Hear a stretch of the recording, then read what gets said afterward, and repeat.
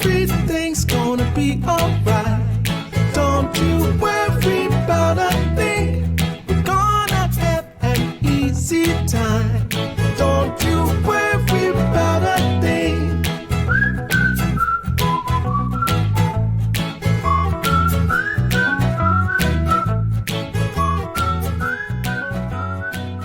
Hello, gorgeous faces. Look at all you stunning, wonderful people. Okay. Hello, hello. People are joining as we speak. Here we go. Okay, now everyone, let's get rolling on this call because there's lots to cover, lots to say. I have the famous Sean Pratt with us today, and I do want to start with, except we've lost Sean. No, I'm right here. I'm right here. There we go. There you are. Sorry, there you are. what happened? Okay. So this call might not be 100% what you expected, but I did negotiate a little bit with Sean. So what we're going to do is, yes, please ask your questions. Type in big caps questions before the call.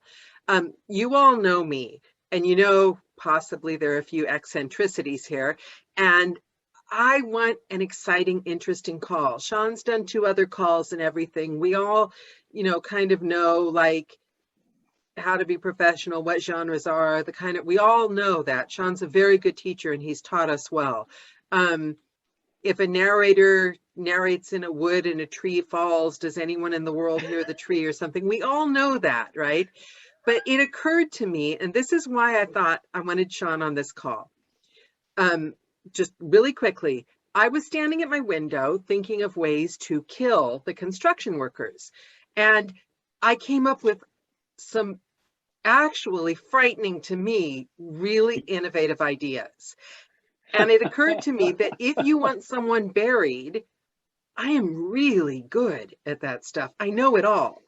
And then I thought, well, if I know that much about like murder, think of Sean Pratt, who has literally narrated like every pivotal book on self-help and nonfiction and the way the world is over the years. He's got to have soaked up a tremendous amount of like life hacks and, how we can all be gorgeous and happy and skinny and have wonderful micro habits and then be in the flow 24 hours a day. And then not only that, but he's coaching so many people, and every single one of those people, and I know this, I can attest by all the people that asked to join this call, feels like they're very good friends with Sean. We all love Sean. So that amount of connection with his fellow humans and that amount of intellectual input, I want to find out how that's changed Sean and informed him and what Sean's mindset is. And so we can mimic it and be like mini Sean's, basically, albeit more makeup, whatever. But, I want to go there. So please definitely type questions. And even if your questions are, how do I market? And I swear I won't roll my eyes. I will ask all questions to Sean because a question is a question and always comes from a good place. But if you come up with anything maybe quirky, embarrassing, throw it out there. We'll serve it up. Sean, having set you up on a comfy note here, do you think, because of the nature of your job, first, before we even go into everything you've learned about the books, you might have answered this a million other places, but I haven't heard it. You sent me your book when I first started narrating and when I first started working with you. What was it like becoming a writer? Because that's a dream for a lot of people in themselves. I mean, how did that feel? What was that journey like? What was the idea? Where did it come from? When I started doing workshops in the Mid-Atlantic region, I was married and we were living in the Washington, D.C. broad greater area. And I was doing classes up and down from, say, New York City down to maybe even Wilmington, North Carolina. And I kept having handouts, and I was formulating ideas, and I wanted to write I wanted to codify these things I was trying to teach. But at that time, I was doing actor career coaching. And around that time, I was thinking, I need to collate these things. I need to put it together. And everyone would say, oh, you should write a book. You should write a book. I'm like, I don't have time to write a book. We've got 2 kids to raise. We've got a lot on our plate. We're narrating, we're working. And were you intimidated by it at all? Were you oh yeah, absolutely. No, absolutely. I mean, I like to write. I mean, I can put my thoughts on paper, but the whole idea was, it's the thing. It's a book. It's huge. It's this thing. And of course you have to, and so the key into it was what they, eating the elephant one forkful at a time. So there was it's long defunct. Now I think it was called suite101.com, SUITE. And they paid you for articles. They were like 600 to 800 word articles that you could submit and under different things. And I thought, oh, this is manageable.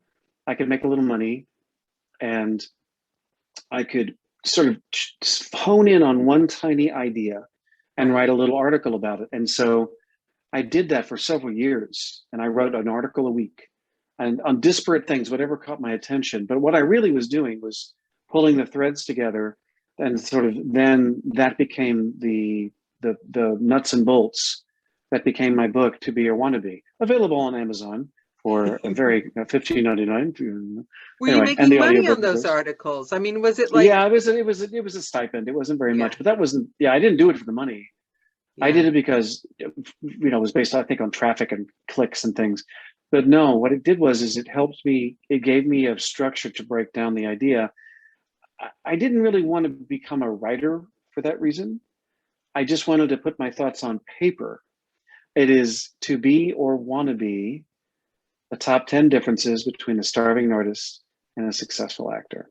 But I have to say, Sean, it isn't just another kind of how-to whatever book. There's heart and soul in that book. That is a book that spans the test of time. I mean, how proud were you when it came out? I was very proud. I was a little, to be honest with you, I was a little scared. More than a little scared. I'll tell you why. I was just talking about this this morning with one of my students. That I narrate, as you said, a lot of nonfiction. And so when you deal with nonfiction, that person is showing them their intellect. And they want, they have an idea, and they want to show the depth or clarity of communicating the idea. And doesn't always come off that way. Having read a lot of self-help in business and, things, sometimes you'll pick up a book and then you realize, oh, this is the first book. This guy is putting his sort of just regurgitating all the stuff he knows. He doesn't really have a structure. It's a little all over the place. It doesn't really need to be an 8-hour book. Oh, it could be like a 4-hour book, but his editor told him to fill it out. Or you'll pick up a book that's like, there's so much in here. This person has really thought through this idea. Or you'll pick up a book and go, this is so derivative of everything else I've read in other, so the point I'm trying to make is, it's like, I suppose, if I were an aficionado of classical music, you listen to so much of it over the years, you can pick out melodies and counter melodies, and that musician was influenced by this thing. And I've gotten to that point when I'm narrating nonfiction. And so now I was about to put out my thoughts and my intellect to everybody. And I thought, man, I hope they don't read this and think, who is this goober? Who's this guy? Who is he to tell me how to do X, Y, Z? And so I really suffered over it for months and months and months before I finally hit the upload thing. And then I was also really pleased and really with the initial reaction to it, and also the fact that Tantor Media, let me, under their imprimatur, record my book and put it up for sale too. Yeah, you're right. It's a reminder, isn't it, of just how vulnerable our writers must feel. I'd never written a book before, and now, just as a tease, it looks like I'm on track, hopefully, for next year. I'm going to be hopefully rewriting the book as a workbook with more things in it, a 2.0 version, and then taking another big webinar that I've done for years about when to take a job and when to turn it down, and incorporating it. So keep your, watch this space. I may be releasing a brand new version of it, hopefully in a year or two. Because you're a different person. I mean, is it safe to say that you're a different person now than you were there? Oh, I'm very, I don't, sometimes I look in the mirror and I don't recognize myself in a good way. Yeah. And this is what I want to explore. 5 years Sean. have been a lot. Sorry? This is what I want to explore. This is what I want to get to. Okay. Can you take us on the journey? Or even, do you remember any pivotal? First, let's look at the books. Are there any books that you've narrated out of the millions that there's like a pivotal lesson that you learned while narrating it, that you've taken into the way you are? There are some books that I've done that I still remember working on because the material was so good and challenging, and I wanted to rise to that occasion. And in the act of rising to that occasion, I broke through some of my own performance barriers. In the world of fiction, there's only I could probably go through a bunch, but there's a handful that always come to mind. One is a book called Searching for Bobby Fischer, which I really enjoyed doing, about the chess prodigy. Another one is called Raintree County, which won the great American novel in the 50s and was made into a movie with I can't think of their names now. I want to say Elizabeth Taylor was in it. Ooh, anyway, I it's still a like wonderful that book. one. Raintree County. What was it about? It's about 47 hours long, so it's hard to explain. Wow. It's a wonderful novel. The structure is amazing. The writing's beautiful. Infinite Jest, of course, was to me the most challenging book I ever narrated. And to meet that piece of material, it took a year, because I only worked on it for like 10 hours at a chunk, and it was 57 hours long. And then of course there were pickups and we added to it. And I had to sort of transcend my own level of what I thought would be okay in a recording. And I was really in uncharted territory. I was really grateful that John McElroy, who was the producer on that, gave me so much latitude to explore how to do it. Because it just, if you've ever looked at the text, or if you ever have a chance to listen to it, it does things in the book that, now I can't believe. In a way, it's like, I can't believe we got away with it. And but to get there, you had to, I always push my students. I'm always pushing them, like, be courageous, be courageous. That's why you're here with me. Be courageous. It's okay to fall down on your face. I do it all the time, I'm glad, and I'm glad you said that. Can I just say one thing? Because I learned a big lesson. I just did the most difficult book I've ever done in my life. And I didn't know, when you say it's okay to fail, you mean the horrible, gross, hating every minute, miserable fail, not the, oh, you're failing and you take a step up and you achieve from then on. No, the bits where you really learn it's the one where you like want to cry while you're doing it, can't believe you accepted it, don't know if you're going to get through it, have to work really hard. And then afterwards, you're like, wow, right? Yeah. But it doesn't feel good, does it? It feels horrible. Well, okay. So I've been an actor since I was 10 years old. So I've been doing this a long time. And so for me, once the difficulty were more creative difficulties, right? Because the piece was, now granted, I've narrated or been given books that were really bad because I've been hired to save it. And those are miserable to work on. It's, as we say, like in the theater, it takes just as much effort to produce a great play as it does a terrible play. And so you weren't, the stress of this overwhelming challenge didn't see, because I think this is a difference in mindset right here. The stress of this overwhelming challenge didn't make you feel down and all your inner demons. No, well, because I negotiated a very, very long record window. Okay. Had we been going into the studio every day to crank out 3 hours, I never would have made it. I mean, there were times I would hit a section, I knew I would prep the next 10 hours. I'd score the text. I'd think about character voices, about tempo in the scene, all the things I needed to know before I went behind the mic. And So by the time I got behind the mic, I was ready. But during those times in between, I really would think like, how do I do this voice? How do I want this scene to go? I can see it in the writing. I can see that this thing is happening. And then I'd have to, it's really, without the going into the nitty gritty, but it was very challenging on that regard. So I failed when I was practicing. I would try something out and like, no, that didn't work. And then I'd try something else out and like, oh. But how did you know to set it up like that? Because that's a stroke of genius. And to be honest, I don't know how many of us would have said, I need a really long time. I'm going to prep 10 hours at a time. It wasn't like I sort of spoke from on high or, had my minions go out. We had a really long, when we said yes to the job. Yeah. He said, we have months to do this. I said, great, because I really want to spread this out. He said, that's fine. So actually it was more of that than me like dictating. It just happened to be that way. Now, I have a feeling had I been compressed and say into a month or something, it would not have been as good. But you're also saying about with the nonfiction books. I've done some nonfiction books that they've taught me some profound concepts about being a person, about being a teacher, and so on. The body keeps the score is one that I've still sort of resonates with me. Personality isn't permanent. That's a new one I've done that I really enjoyed.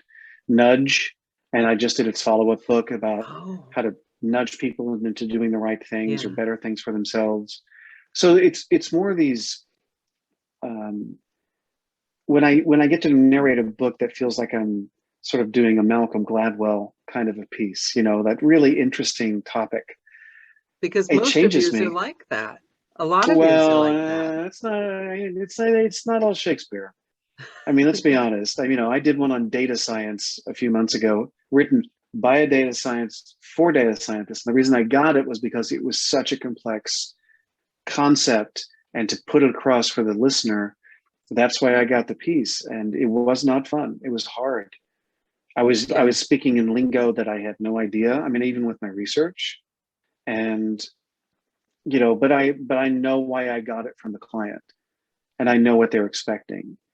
And I guess that's the other thing too. It's just, I've done this for now over 25 years. So, I'm 55. So since I was 30, and that's almost half of my life now narrating, which sort of blows my mind. But I've done it for so long that I come to it with all that depth of knowledge to make my instincts start kicking in, which are based on all that nitty gritty kind of conscious work I did 25 years ago.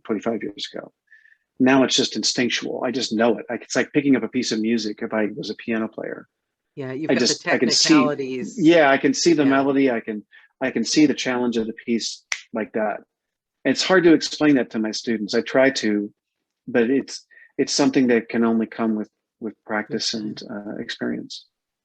This one was about the environment and lots of death. I cried. And that's my challenge, because I'm great at leaving the technicalities behind, but the way I know to narrate is to tap into the emotion. But I've had that too. Even in nonfiction, if it's very touching, and sometimes I'll leave that take on there because it's the better take. Yeah. Or my voice catches or whatever. But I don't, I know what my voice is right for, but I've also been working long enough that sometimes clients will throw me books that they don't quite know how to cast, and they think, well, let's give it a shot because we stand the best chance of getting something out of this. Yeah. And that to me, it feels like a backhanded compliment, but it's still a compliment. So that's not a backhanded compliment. It's a amazing compliment. Well, yeah, but it's like you want to go, well, if you really trusted me, give me more A-list material, damn it. But the thing is, there's always going to be a higher pillar, because to anyone in the audience or any of us, we're looking at Sean Pratt and the level of books you've done, and you are the golden egg. Do you know what I mean? Like, you got it's ginger egg. It's ginger egg. Yeah, or what is that with the golden ticket and the chocolate bar? That's Sean's got the golden ticket. Well, but for your side, you're Sean still having to work, right? Like Johnny said. I still audition. It's funny, with Macmillan, last year with Macmillan, I did several titles. And then this year I've auditioned for 3 or 4 titles and with the author approval, and I haven't gotten a one. So yes, we still audition. And you know, and sometimes a book will come along that you're like, oh, I really want that one, and you don't get it, and that's life, you know. But the secret has always been, even when I was a theater actor, it's diversification of your client base, you know. And it's funny, you'll appreciate. So when I did APAC, I was on a panel. I was on a one-on-one, if I remember correctly. And it was like ask a producer, and I was in, you know, and so like every 15 minutes, I have a new group of 3 people coming in and asking me questions about marketing and whatever. And there was always at least one person in each group that basically said, what's the magic bullet to getting in front of the big publishers? And it was again and again this magic bullet idea. And I finally said, guys, the truth is there is no one magic bullet. To stretch the analogy, there's a lot of bullets and they each have a tiny bit of magic in them. And you've got to be firing them all the time on social media and going to networking events and doing this and this and this. And you create this kind of energy around you that then draws in the opportunities for the auditions or work. And that never stops. It never stops. The hustle will go on until you either quit being a narrator or get abducted by aliens. You know, it's that hustle. And I think because I've been doing it for so long, it's just part of who I am. I have to admit that sometimes I don't appreciate how difficult it can be for some of my students to do the things I'm asking them to do, because they've never been freelancers.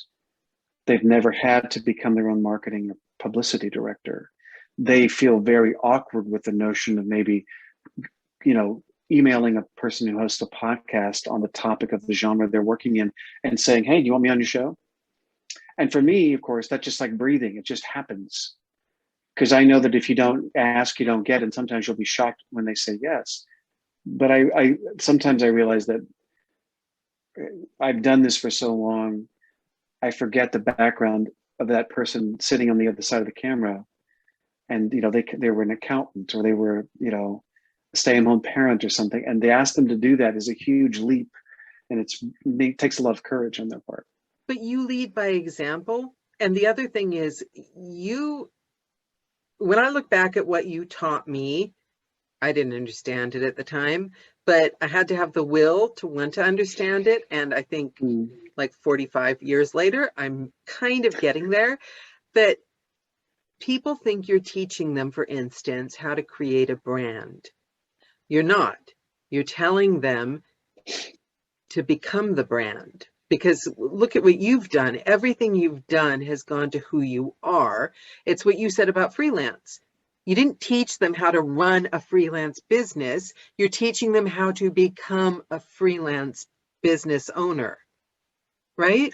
And how to be genuine, your brand, using that term, how it can be found organically, and how you have to feel comfortable with this new version of you. It's the same you, it's just a slightly heightened, more public facing version of you. And sometimes you'll have a student who really embraces that. I mean, one of my favorite examples is Amy Deutschler. When I met Amy, she was very, very introverted in a way about the whole notion of getting out there. And she was really, from the get-go, it's really talented. And she just got better and better and better. And then when the social media component came along, at first she was very reticent. And then she realized she was just being just a slightly more open version of herself. And then as you do that, you refine it, and over time, those things, every time you put something out, it just adds to that brand. And now she's Amy Deutschler, you know, or Steve Campbell, or James Foster. I mean, I could go down a huge list of people who've really, and Joel Frumpkin is another great example. You know, do each of your students' successes increase your success, don't they? They make you feel, you take it personally, don't you? I call them my kids. I mean, I have students who are old enough to be my parents, but I still think of them as my kids. And it's funny. I have friends who are, you know, I would say Harry, hands down, you're not old enough. Well, but the thing is that my friends who are teachers at the high school or, you know, public school or college level, they refer to their students as their kids. Yeah. You get very paternalistic, I do, about the success of them. And I want to, I mean, you know, within obvious boundaries, we don't dredge up deep, dark secrets when we talk during the session. But I try to get to know at least a little bit about them and share what's happening with me. So they get to know that I'm a real person too. I have issues and things that I deal with. And it just makes me, I guess, humanizes me to some people, especially this last year or two. I've had a lot of people who come to me initially who've heard about the Ginger Yoda, and it can be a little off-putting for them, I think. Yeah. And so I want to go out of my way to lower down the stress level for them, so they feel we can talk. Because sometimes I have to say hard things to them, or I have to yell at them. Well, not yell. I have to wag my finger vigorously and raise my voice when they screw up and they're not doing what they should do. And they have to believe I have their best interest. They have to trust me, or it's all for nothing. It's all show. And I don't. Okay. That's not how it is. I have a question, and it's a non-Daniela-like question. This is a very Sean Pratt's zone of excellence question. Okay. And I'm going to be really cheeky and sneak it in here in case it'll help any of the audience, obviously. Okay. The said book that I recently finished was a nonfiction, but it was essays. I can't give away anything that would lead to the book, but it was essays. So it was written on a very emotive subject from the writer's point of view. And I found myself 75% really, really proud of what I'd done, having worked harder than I've ever worked on anything in my life. Right. But there's 25% of me in my brain going, oh God, was I too emotive, considering it's a serious subject and it's nonfiction? And, you know, you're not. All right, lady, what did I teach you about nonfiction? But you're not supposed to comment, and that not commenting scares me. No. Commenting is when you lay on, to me, commenting is when you lay on something that's not in the text. Okay. It's when you judge it, when like you're rolling your eyes with your voice because you think, oh my God, this is such terrible writing. That's commenting to me. Okay. But if the author, once again, it all gets back to the language. It's what I drill, you're looking for those, those color words, those adjectives and adverbs, and then you play them. That's what the whole concept of paragraph colors is about. If the author is really angry about something, then you need, then you be angry. If they're sad, you be sad. And of course, you have to modulate that. You have to go where you feel it should be. But we are interpretive artists first before we perform. So you have to make a call, and you've been hired to make the call. So you either own it or you don't take the job. Oh, I like that. Okay. And I didn't play it like I do my Battle Lord series, obviously. Well, no, but I've done that too. This piece I'm working on right now is a really fascinating study in how the writers, we've grown as a society to measure everything with numbers, right? And in the act of knowing how, we have stopped asking why. And the purpose of the book is to get away from our statistical analysis life in the Western society back to let's be in the present moment. That's pretty much the arc of the book. And it's really wonderful because the writing's so good. He'll go on a tear about something that's really funny or sad or whatever. And what am I doing? I'm playing what I feel is the right pitch. And that's the thing. It's no different than playing a character in fiction. You have to pay attention to the text to go, I've reached the line. That's where I want it to be. But the minute you think, oh, it's nonfiction, like you just said, that's when I interrupted you. Yeah, because I do mostly. That's the death. Because why is nonfiction different? To me, it's even more real. To me, it's even more real than fiction. Yeah. As far as its performance. I mean, trust me, I grew up playing fiction. I grew up in the theater doing parts for, decades, literally. And to me, nonfiction, when it's well written, is so much more honest. It's that person telling you their story. Yes, they're trying to teach you something, but depending on the topic and the way they want to approach it, they can reveal a lot about themselves. And that's a wonderful monologue that we get to perform.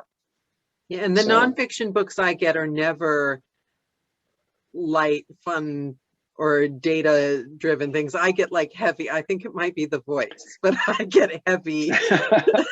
Well, heavy. Maybe that's your thing. That's a new sweet spot, new sweet spot for your voice to fit into. So Sean, productivity, mindset, how you deal with your day. What have you changed over the years? What has made your life easier? What do you wish you kind of knew when you started that now is just second nature to you? Put There's yourself a lot back in there. your beginner's mind. Let's see. When I started, I wish I'd known how much vocal wear and tear it was going to take on me. I wish I'd realized how much prep time is necessary for fiction. I wish I had run a hose from the first booth we had in our house to the vent. It was like this little tiny booth I'd built, and it was so hot in there after about 45 minutes. If you didn't open the door, you would have passed out from your own exhalation. Phil Thrawn posted about that earlier today, about making your booth comfortable. I hope he doesn't mind me quoting him, about making your booth comfortable. Eventually, I did a video about inside my booth, how to do it ergonomically. But that was after 15, 20 years of doing it. So, the productivity thing is, people ask me all the time, like, how can I coach this many students and still record and have something resembling a life? And well, with a mother who was a secretary and a father who was a fireman, and it was all about planning and execution. It's all three, my brother and sister and I were highly functional, highly organized people. But I read something interesting just the other day in a book I was narrating. The author said, the notion of time management is a fallacy. You don't manage time. Time is relentless. Time is a construct, right? Based on this construct, we have 1,444 minutes a day or something like that. He said, that's not what you actually do.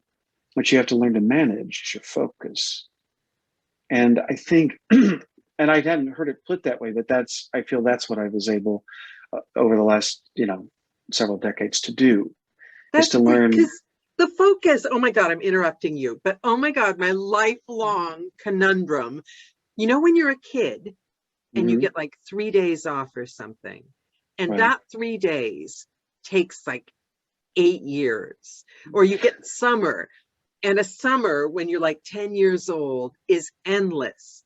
But now, like, you'll turn around and it's been 6 months and you don't know what happened and it's gone. So when we need our time the most, it's kind of like slipping by, and that's the focus. You don't get it back. It's focus, isn't it? It's because our attention is, do you think that's why? Because our attention is so scattered that time seems to go too fast. We have so many distractions. And if you can't learn to be in the present moment, you're not going to make it. But you also have to have structure. It's not like you become all Zen and that's part of it. That's when you're in flow, as they say. Like Mihai Csikszentmihalyi says, you're in creative flow. You have to build a structure around that so you can inhabit it. You don't have to. So it's that from 8 to 10 is your morning recording session. So you turn off the phone, you unplug the thing, you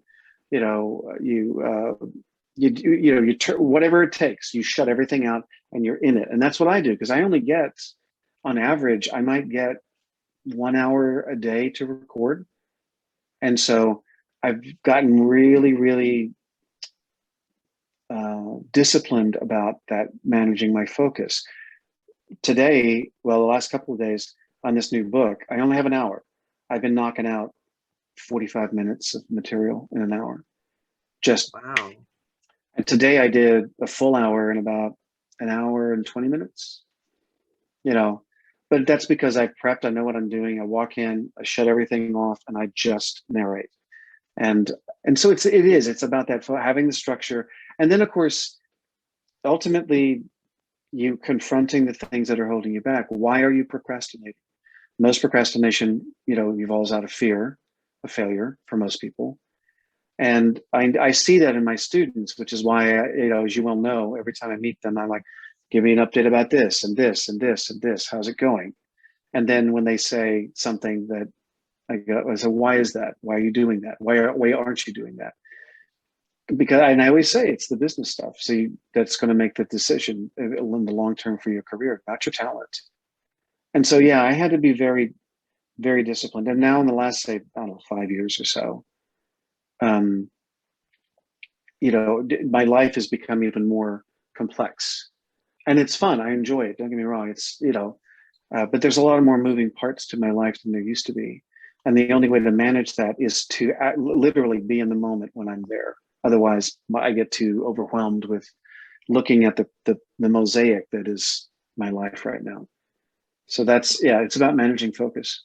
So growing up with your family and having structure, that provides, as a kid, a certain kind of safety, a feeling of safety, right? And also having the family and everything, I can feel that safety. So then do you get derailed, or does your structure save you when there are more moving parts in your life, times like that, or times like recently, the last few years we've all gone through, when everything changes? Do you find a challenge managing your mood and the way you feel about things, or does that structure always save you, and is it always there for you to make it easier? It's not always. There was a time in my life I was a real workaholic because I sort of had to be. And I worked 7 days a week. I just, unless I got sick or we had a little holiday, I worked every single day, and it was grueling. And then the work became sort of a way to escape a lot of other problems in my life. A lot of workaholics are like that. They, maybe their home life or their broader family, or maybe they have an issue that they're trying to run from. And so they just fall into work. And that's what happened to me. And ironically, the hard part was the work I was doing was really interesting. So it wasn't like I was asking for extra shifts at the restaurant or something. Yeah. I was doing work that was really entertaining, and it was like a drug.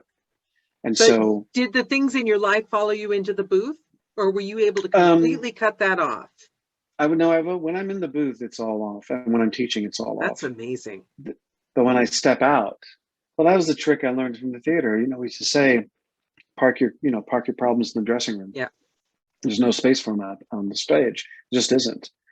And so that's, once again, a matter of focus. But, what happened for me, like with COVID, when COVID hit, last March, suddenly I couldn't travel anywhere. All my plans, most of my plans, like doing workshops with Johnny or coming to England to see Anna or whatever, all that was out the door, all of it. And I couldn't go anywhere like everybody else. And I made a conscious decision. I said, well, okay, I'm going to work as much as I possibly can. Okay, much as I possibly can. And I'll sock the money away and just, and I'll do whatever I need to do to sort of just keep my head together, but there's nowhere else to go and there's nothing else to do. And I'm not going to end up falling into watching 12 hours of YouTube videos or something. Okay, so you gave yourself permission. I'm going to use the workaholism for now. All bets are off. I'm allowed this. But it was hard. I will be honest. There were times I would wake up and I would have flashbacks when I was narrating every day. I'd wake up and I'd go, I wouldn't know what day of the week it was, but I knew what I was going to do. I was going to coach and record, pretty much. And I would take, fortunately, Anna has helped me a lot to get through that. And now, I take my Sundays off, which are really beneficial. But I still coach on Saturdays because some of my students can only see me then, and I want to be available. Mm-hmm. But yeah, so sometimes, everything comes with a price. That kind of ability to focus can suck you into becoming a workaholic. So you've got to be careful. Yeah, but I bet that structure, because people went through a tremendous amount of anxiety during the whole COVID thing, because you feel like your world was pulled out from under you. But I bet your structure, you always had your structure to fall back on. Yeah, I was very grateful. I had a job that I could do at home. Yeah. Think about that. And nothing stopped for me. In fact, it got busier because I was inundated by a lot of film and theater actors who were out of work, and they were like, I've done a couple of books. I think I want to try this for real. And so, in fact, my student base, that's when it went up to 100 and it never came back. And so I suppose purely from a business point of view, COVID launched me into the stratosphere. you know, from It how was it so changed much society. fun. I mean, I know that's not nice to say, but I had the best year. I had so much fun. All the Zoom calls and all the people and all the creativity and the free dance classes online and Gina's dance, Just Keep Dancing. I mean, they were just like all the coolest, weirdest, quirkiest parts of everyone came out to play. I just thought it was Yeah. amazing. I only saw it. I didn't, you know, if I played, it was just, I was going to say I played with myself. That didn't sound right. You know, I go on, you know, Careful, because all I like to Johnny's read calls, we have to do the child protected rating. yeah, exactly. Yeah, the not safe for work. You know, I mean, I do things for myself that I feel are creative. And I like to ride my bike. I like to sketch. I like to make music. You know, I keep it really simple, but they work a different part of my brain. And I watched all those things. It's funny. I tell you, I was ruminating about it the other day, that sometimes that person who did all the theater all the time and performed constantly, I don't know where that guy's at anymore. He's so far in my past. I'm actually when I'm in a group of people in like say an APAC or a conference, I'm actually quite quiet on this. I'm not out and as verbose as people might think. You know, I'll let other people take the reins of the evening and let them go where they want to go with it. You don't have to be, though, really. I suppose, but it's not an impulse. I mean, I'm an extroverted introvert. I will schmooze because I know I have to, but it's exhausting. But my natural inclination now, when I'm around, you know, a lot of people, is to just sit in quiet and just watch and listen, and just let it go there. See, isn't that so funny what we see? Because if I have to leave the house, which is very rare, I give people really dirty looks, cover up myself with like 20 million masks. If you throw me at a party, because I'm so like that now, but if you put me in a party, I'm the one that like, nobody is not my best friend. I'm there till 5 a.m. I've gotten everyone drunk, you know, but I know you. but who we are, I guess.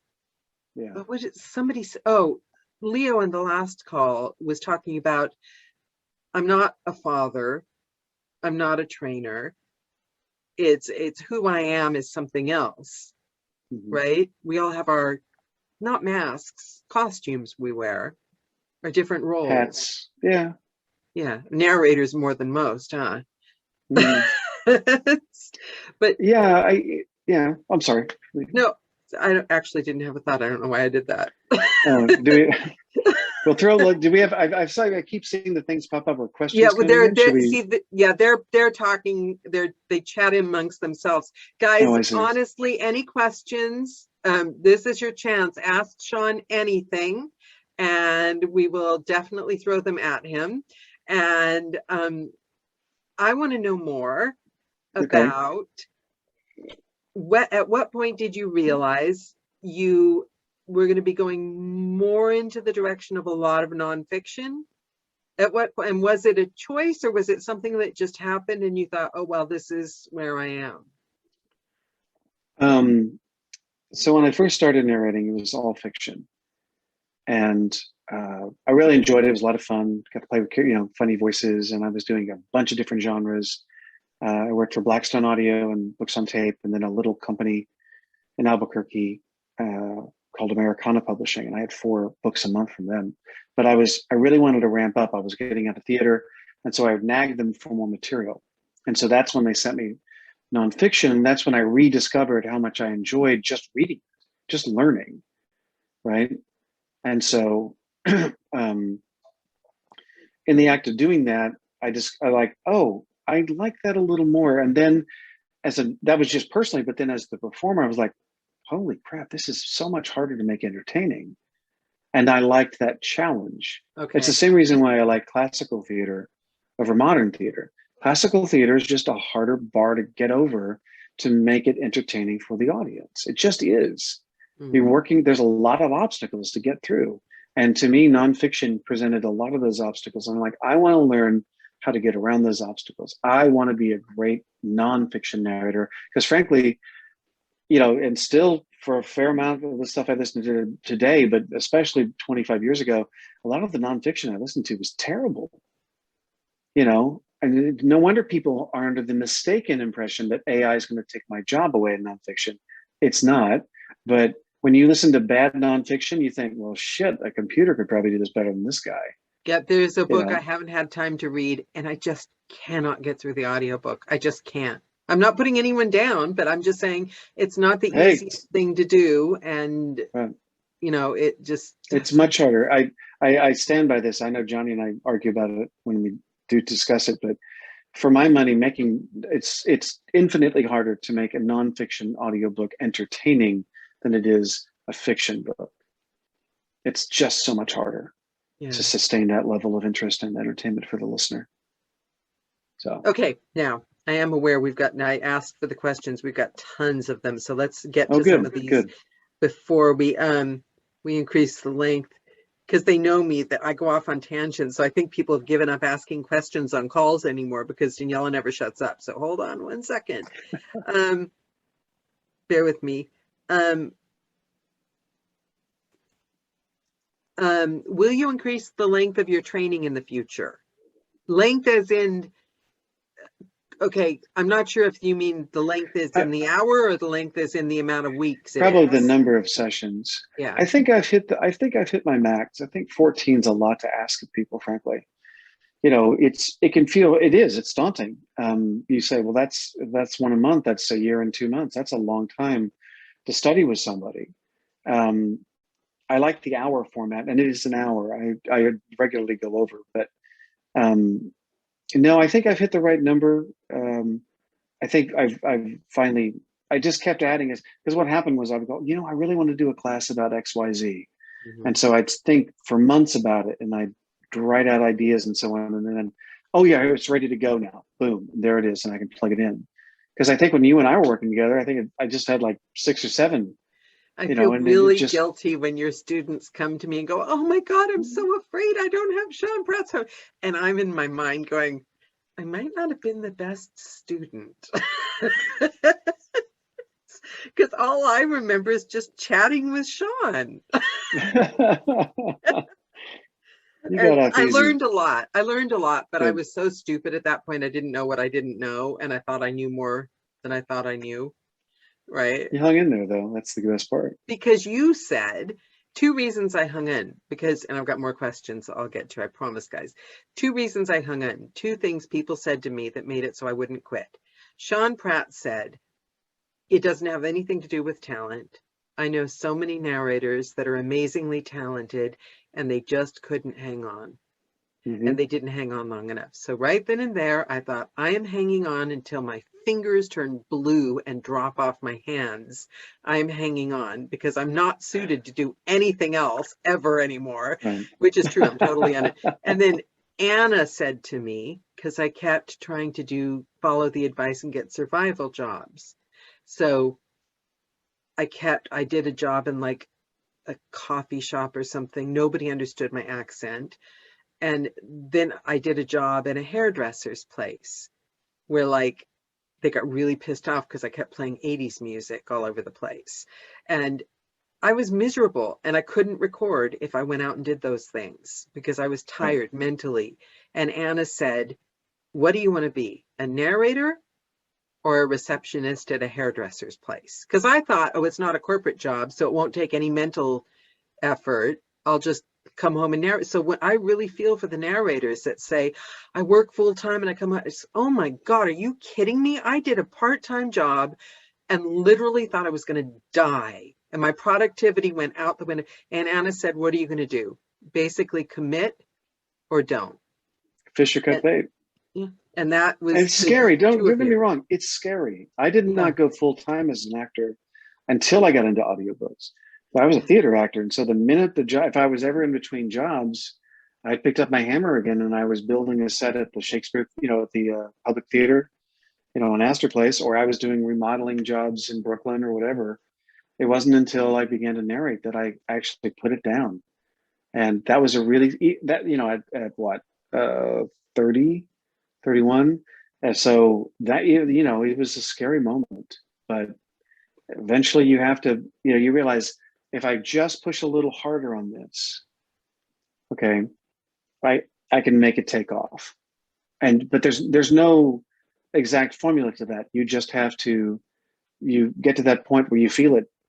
And even then it's scary as hell. So the thing about the fear though, is you mentioned AI, and I realized I had kind of an eye-opening experience, because when I started, I kept thinking, how am I going to make the mortgage? Okay, but where is the actual money coming from? And right. I thought that I would come to a point where I'd figure out a way so that I knew there was more money. I'd be more successful, so I knew there was more money coming in longer. But once you learn the freelance, you get the freelance brain, you realize that like your life is only in 3-month increments. I mean, you might have books booked out past 3 months, but you can really only tangibly count on 3 months. I don't care who you are. I mean, you might have steady, hundreds of students and everything, but you still don't know 100% what's going to happen if you're a freelancer. Nobody does. But nobody does, even if you have a corporate job. With it. Yeah, but that's the thing. When you're in a corporate mindset, job, yes, it gets back to the mindset and it's focus. You. And yeah, if all audiobooks got wiped off the face of the earth, I would write. You become confident that you have proven to yourself, right? Don't you think? I do. I saw coaching as I was already doing teaching anyway, the actor stuff. I was doing workshops up and down the coast and going to colleges and universities and doing business of the biz stuff and audiobook workshops. And I started the coaching thing sort of on a dare, or I had a little bit of time to try one-on-one. But I also saw where the industry was going, that it was getting ready to explode. Yeah. And while that's good for everybody, I was like, I was working at full capacity, and I was working at full capacity already. And I remember Paul Heisch, he studied with me for a while. He came to this realization once we were talking in a session. He said that he realized there's only so many hours a day he can talk. There's only so much productivity as a narrator you can achieve. And so then the next level is to try to up your fee. And I said, yes, that's you now. Welcome to the club. And I was thinking that too. And I thought, well, what's the next evolution for me? What's the next challenge or opportunity? I look at when an opportunity comes along, I look in the core of it. If I see a challenge there that's going to end up making me a better person, those are the ones I'm interested in dealing with.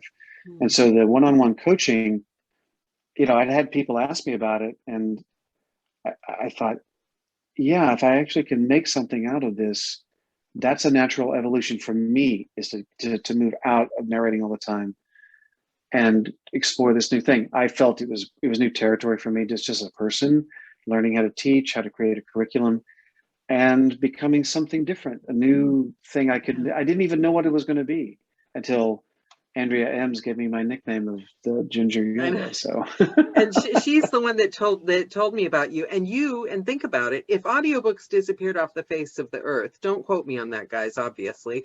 But if they ever did, you could write. You could teach any of the other things. You could teach. Yeah. Go back to teaching acting. You've become a person that can rely on yourself.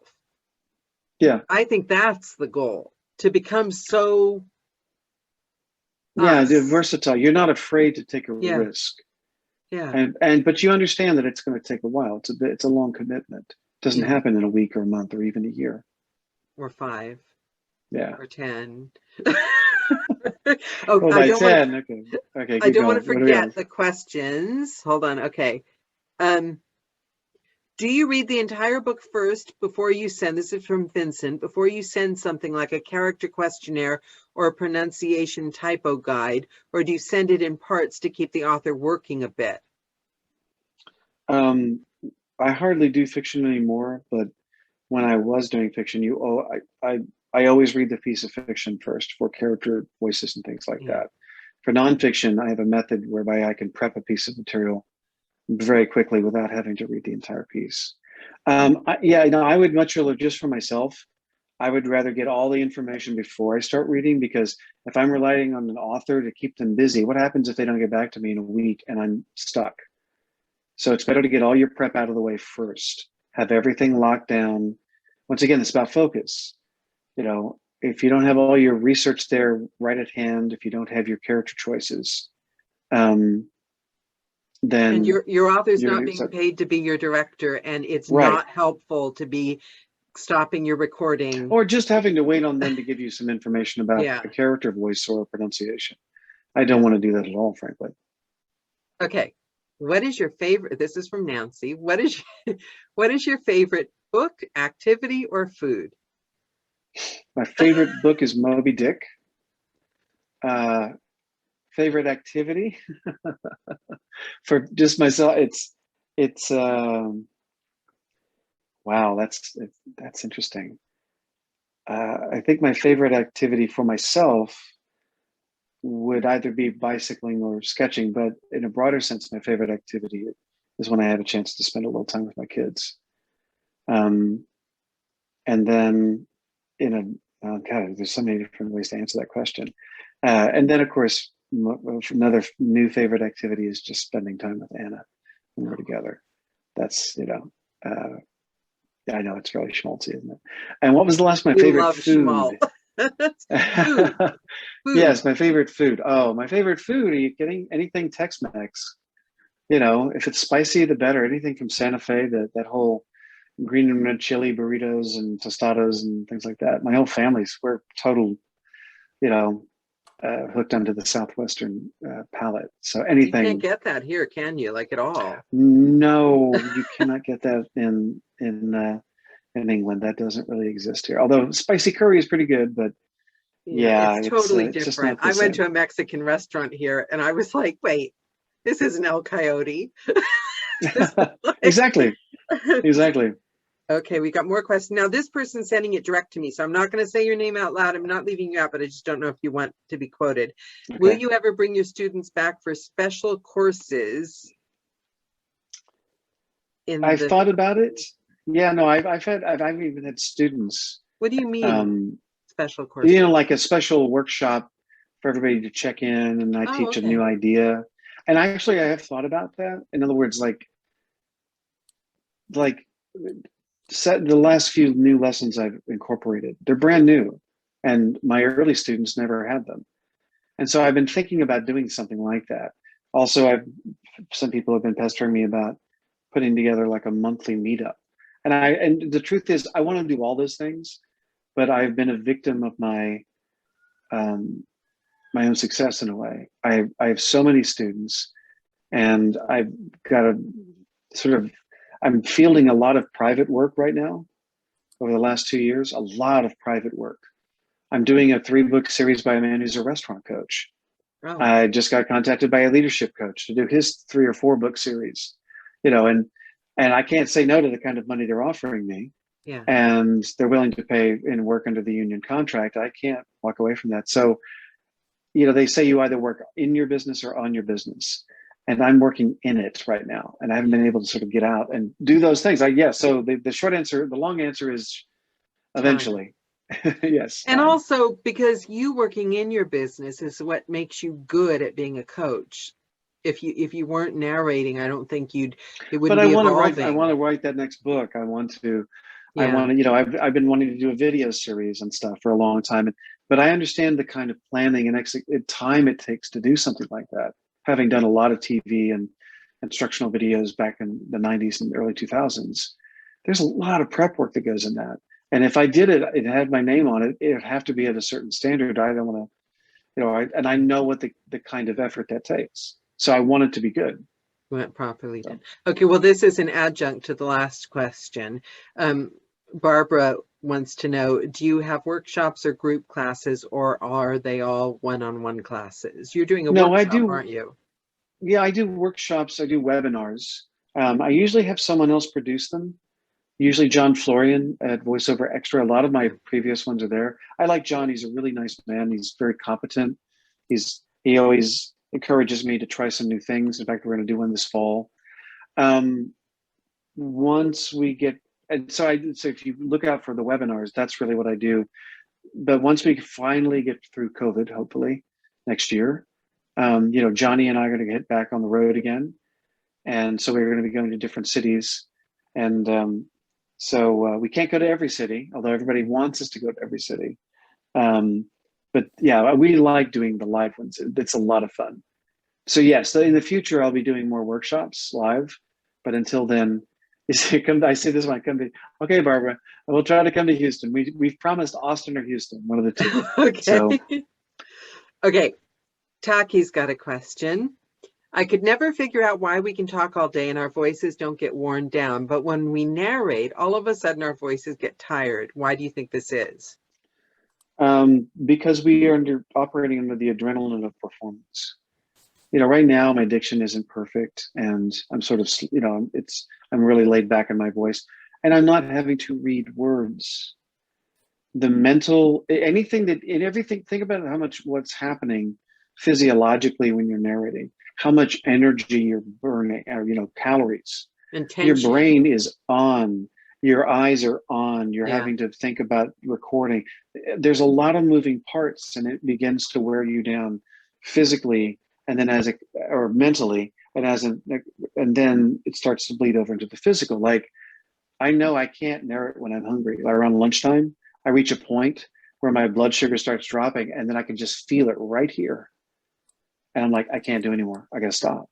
So it's really more, it's when you're talking, and also when you're talking, we're talking at our own natural pace. We're not worried about performing, carrying a book, doing a scene. So to me, that's the reason. I think it's, you're on or you're off. And also when we're talking, we sometimes let other people talk too. When we're narrating, it's just us. It's just you. That's right. The whole time. Vincent has another question. Studio Tech, what are you using to mark up the manuscripts? iPad, notation software, etc. How many monitors in studio do you have?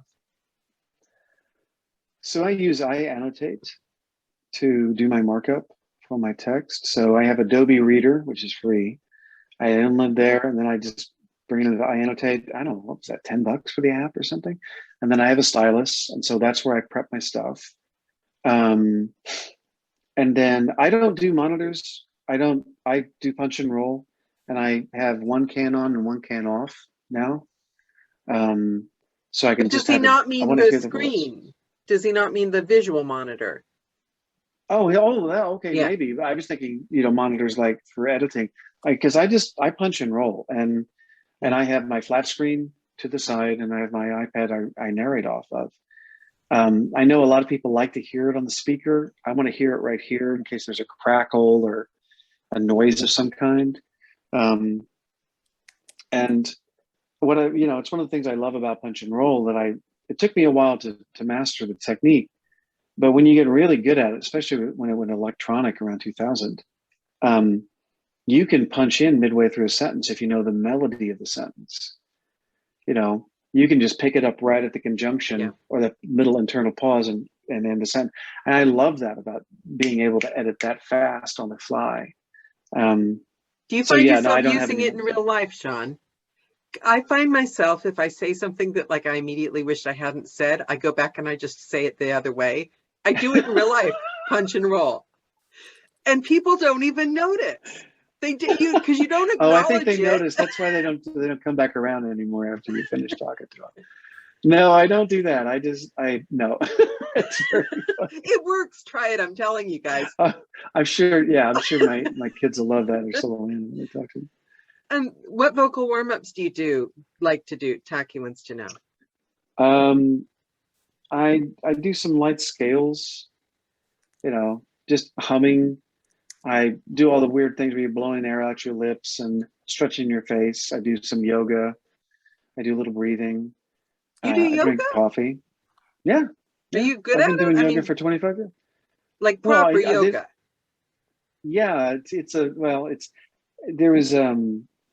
It's called Power Yoga by Brian Kest. It's a series of videos that came out in the 90s. And I got hooked on them, and I still do them to this day. That's brilliant. I'm really impressed by that. That's really Well, cool. as you get older, you better stay flexible, as they say. It's all about, I'm sitting on my butt all day teaching and recording. I've got to get up and do something. So You besides sit go to the down gym, recording? You sit down recording? I do. I do. I'm too big a person to be in a little space like that. And I've learned how to do it. If from the waist down, I'm just locked in, and from the waist up, I'm really loose. And I know how to maintain that. But even so, at the end of the day, oh yeah, or when I'm getting in ready to work in the morning, about 10, 15 minutes of warming up. Do some diction things. They're nothing really special. And I drink a ton of throat coat tea with peppermint or lemon zinger or raspberry zinger in there to keep everything nice and lubricated. I've never tried throat coat tea. I don't know if I can get it in the UK. I'm going to look into that because I keep hearing it. Yeah. I'll have to remind me. I'll bring a batch over with me next Throat time. coat tea. Yes, I might do that. Send you the money to. Okay, hold on. A year and 2 months. Oh, I'm trying to get Jim's comment. Jim Siebert says a year and 2 months. It took me 3 years. But what was that about again? I forgot. Jim's one of my special students.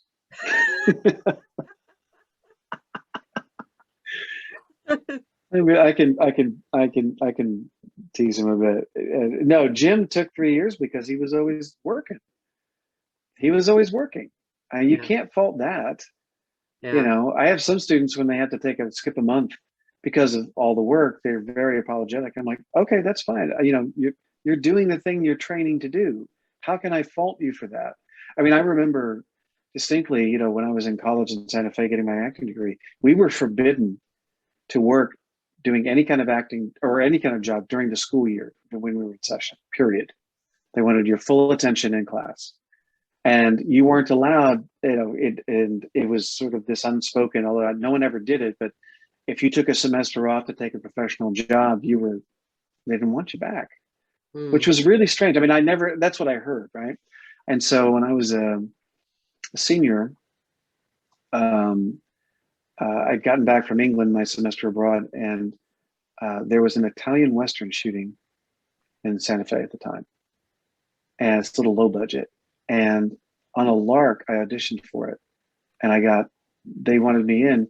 Nothing big. I had like 2 lines or whatever, but I was going to work for a week. Still, Italian Western is like the coolest thing on earth, Sean. So I was sick for a week and I disappeared. And it was really fun. It was a lot. It scared the hell out of me. I'd never done a movie before in my entire life. But it was a secret I had to carry around for quite a long time afterwards. And now I figure like, well, screw it. I'm over 50 now. I can share that. I don't hide that story anymore. But Jim was working all the time. Jim was working all the time. And that to me is the hallmark of somebody. He's got a great voice. He's very talented. And he got it. He got the marketing stuff. And it was, sometimes, and Jim was one of those people. It's like it's like you just want to just hang in there, just stay in there. Don't blow it. Don't do anything stupid. Don't stop. It will turn. And when it starts to turn for a student, it's the best feeling ever as a teacher. Jim's like a marketing guru, though. I mean, he outmarketed me on the Joe call. And like, I didn't know what hit me. He's, isn't it funny? You can see people and they've just like, you see them now. Well, and like, yeah, but it's also about the talent. It's like I've learned, I've been doing this now long enough. I can see that talent. Yeah. I can see the drive actually, because everybody who comes to me has a certain level of talent. Yeah. And that's great. And what I'm trying to teach them is to feel competent in their talent so they feel confident enough to take a risk behind the mic. Yeah. But they only, it's like I keep nudging them along going, and I don't want to sound like a broken record, so I don't say it all the time, but it's like, just stay with it. You've got to stay with it. The strength. This doesn't happen overnight. And then eventually, suddenly bang, and that first big job comes in, and the next thing you know, they're off and running. And Jim, that's why he is the record holder. So, but the Jim we know, the Jim we know is already a success. See, we don't know Jim back then taking classes. We know Jim, who's like a powerhouse. Okay, I'm looking for more questions. Okay. and somebody sent me a direct message, so I won't say the name. They said, Sean said he spends about 1 hour a day recording. How many hours a day is he working on his business as On opposed to my in business. his business? In my business. Yeah. So I work, I mean, okay. So there's an hour a day. For the hour a day I'm narrating, there's another hour behind that of staying ahead on the material I'm looking over. So there's 2 hours devoted to narration. And I'll see anywhere from 3 to 4 students a day. So that's, say, 4 hours of talking with them, but also at least an hour and a half of prep, so 5.5. So this is a full day. So 7.5 hours or so. But I try to devote at least an hour a day to work on my business, following up on emails, chasing down leads for whatever, inquiring about an opportunity. And that all goes into that piece. It's a lot of it's admin work, but it's only admin work that only I can do. I can't hand it off to anybody because it's about a one-on-one connection. When I can hand things off, I will. I'm nodding my head, acting like I don't have a clue, but full disclosure, this is the one thing. For the record, Anna and I only talk about like accountability stuff in ourselves, but the one thing that does come up often from me is, Anna, how the hell does Sean Pratt do that? Okay, could you tell me what his schedule is again? Because I don't understand. It's physically impossible. But her answer is always that he's very disciplined about the times. It's not so much what you do with all those hours, it's that you're very focused about meeting those hours, huh? By the way, yeah, but it's not that I work. I mean, I take a nap every day. Yeah, but you're focused about doing that at the right time. Right, I'm focused about doing it. It's like when it's nap time, it's nap time. When it's time to go to the gym, I mean, yeah. So I, to kill 2 birds with 1 stone in order to stay healthy, I listen to all my audio from my students while I'm at the gym. So I'm making notes on my phone for each recording as I'm listening to it while I'm doing my thing, and then I email that to myself so I have the notes for the session.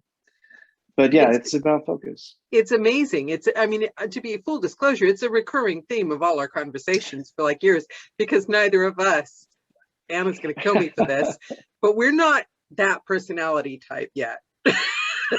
At least I'm not. I can speak for myself. Anna's more so than I am. But I have a problem with consistency. I'm all in or all out. It's a habit. It's a habit. You have to breathe it. So does somebody have a quirky question they want to throw at me? I know there's nothing quirky. Now it's everyone saying they love you. And thank you very much. Anybody, something quirky. Sean's favorite color. Sean's blue. You don't want to leave it up to my imagination. I'm telling you. Nothing quirky, Sean. I'm telling you. It's okay. Pets. Oh, I see pets. Pets. I like dogs and cats. When my marriage broke up, we had a dog and a cat, and the cats and the dog stayed there, and I went to Oklahoma. And unfortunately, my mom lives with me, and the house is small enough that if we had a dog or a cat, they'd make too much noise. So right now, I can't have a pet. But I love dogs. And I'm not a real it's dogs or cats. Fish, lizards, birds, they just don't do it for me. I like them both very much. What was another one? Somebody else threw something else out. Favorite song? I don't have I used to work in a record store in high school. I don't have a favorite song. I love too many different genres. I really, I love different artists for different things. I listen to a lot of music. Most embarrassing favorite song? Oh, wow.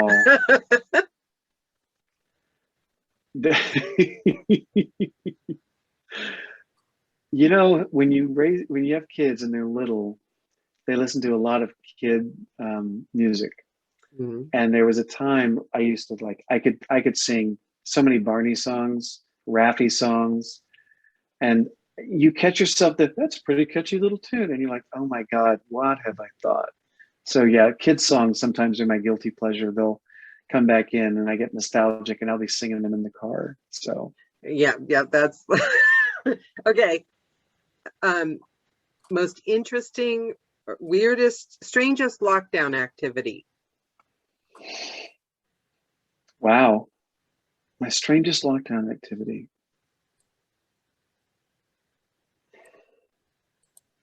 Something I did that was odd.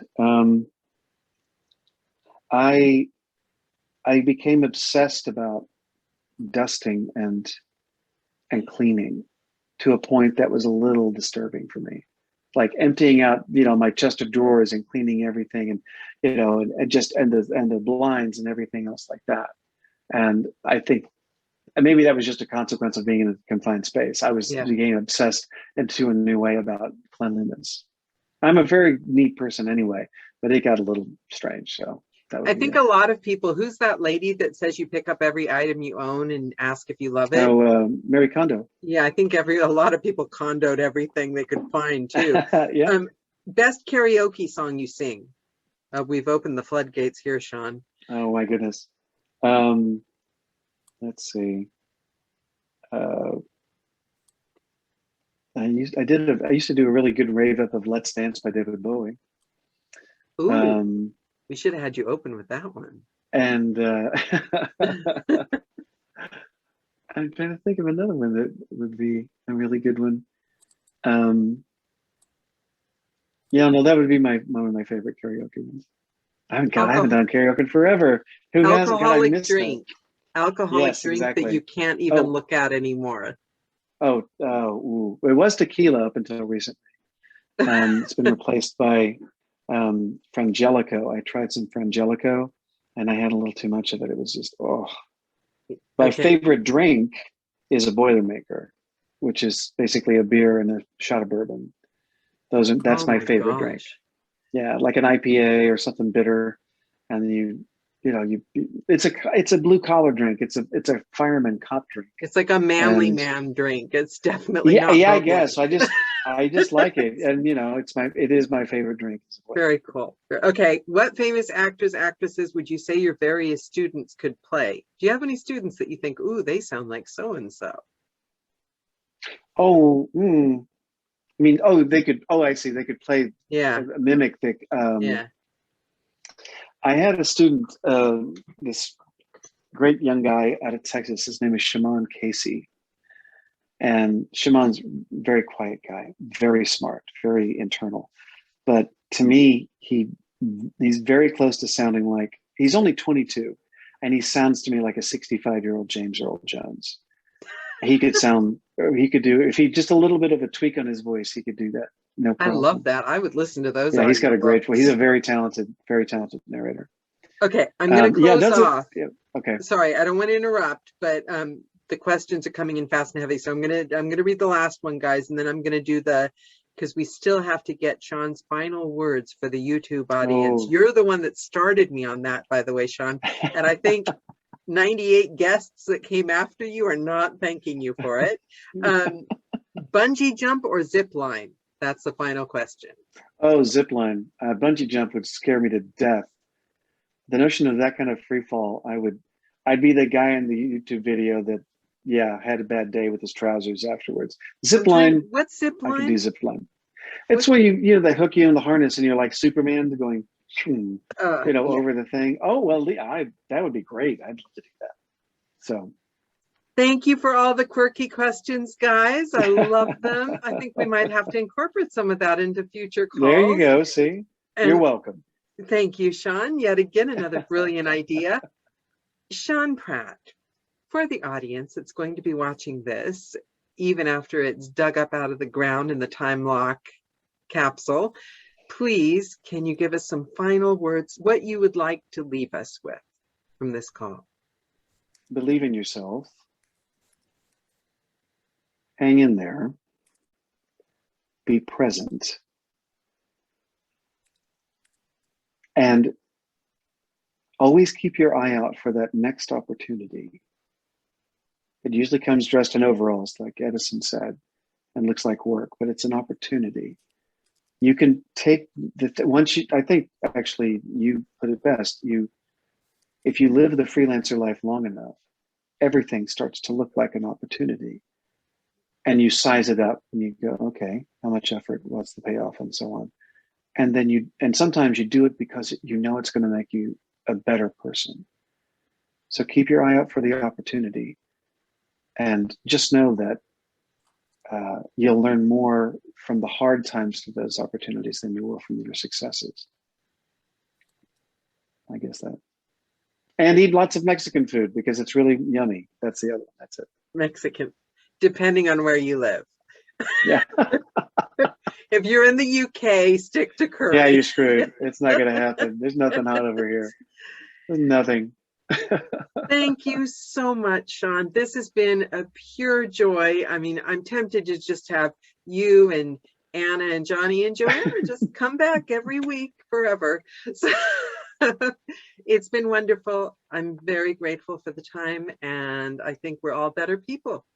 We've soaked up all your wisdom from your thousands of books. Well, I want to say thanks to everybody for sticking around and watching the whole episode. I always get sort of answering the same sort of standard questions, which I still love to do. But when you approached me about trying to do something a little different, I thought this would be a nice chance to talk with you about, some more complex issues. Yes, that are a part of our life.